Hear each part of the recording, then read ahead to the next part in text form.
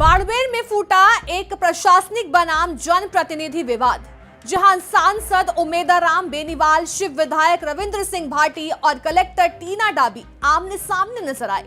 मुद्दा था DMFT fund, यानी डिस्ट्रिक्ट मिनरल फाउंडेशन ट्रस्ट का पैसा, और इसी पर पूरे जिले की राजनीति गर्म हो गई।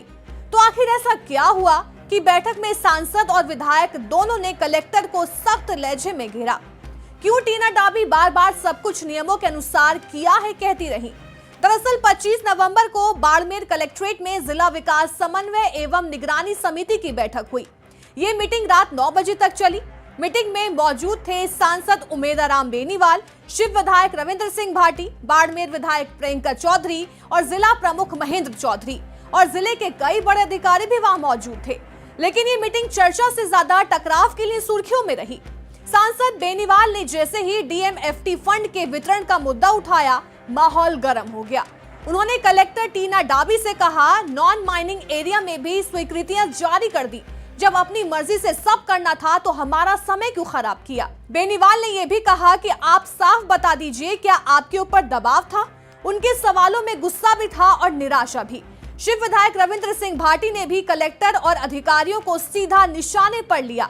भाटी बोले, डीएमएफटी के नियमों के खिलाफ जाकर नॉन माइनिंग एरिया में करोड़ों रुपए दे दिए गए। उन्होंने बताया कि उन्होंने इस मामले में हाई कोर्ट में रीट दाखिल कर दी है। हाई कोर्ट ने कलेक्टर से 4 हफ्तों के भीतर जवाब मांगा है। फिर भाटी ने एक तीखा सवाल दागा, ये मीटिंग 4 साल बाद हुई है, अगली मीटिंग फिर 4 साल बाद होगी। क्या ये मीटिंग सिर्फ समोसे खाने के लिए की गई थी? उनके ये बोलते ही पूरा माहौल गंभीर हो गया।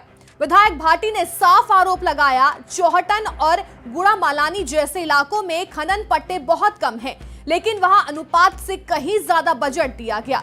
उन्होंने कहा, ये डीएमएफटी फंड के मूल नियमों के खिलाफ है, क्योंकि फंड उसी जगह पर खर्च होना चाहिए जहां खनन हो रहा है और लोग प्रभावित हैं।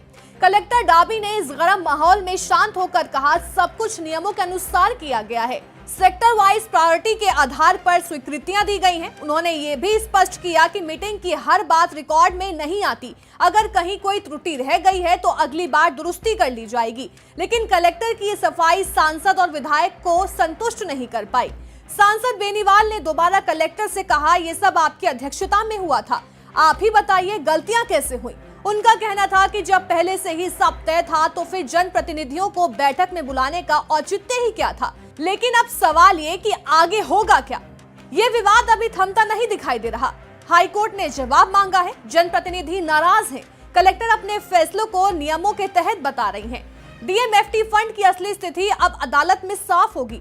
लेकिन एक बात तय है कि बाड़मेर का ये मुद्दा आने वाले दिनों में राजनीतिक और प्रशासनिक दोनों स्तरों पर बड़ा असर डालने वाला है। डीएमएफटी फंड हमेशा से विवादों में रहा, क्योंकि ये पैसा बेहद संवेदनशील है, खान इलाकों में रहने वाले गरीबों के विकास के लिए आता है। अब ऐसे में अगर आरोप सही हैं तो ये बड़ा मुद्दा है, अगर गलत है तो प्रशासन को साफ सफाई के साथ जनता के सामने आना होगा।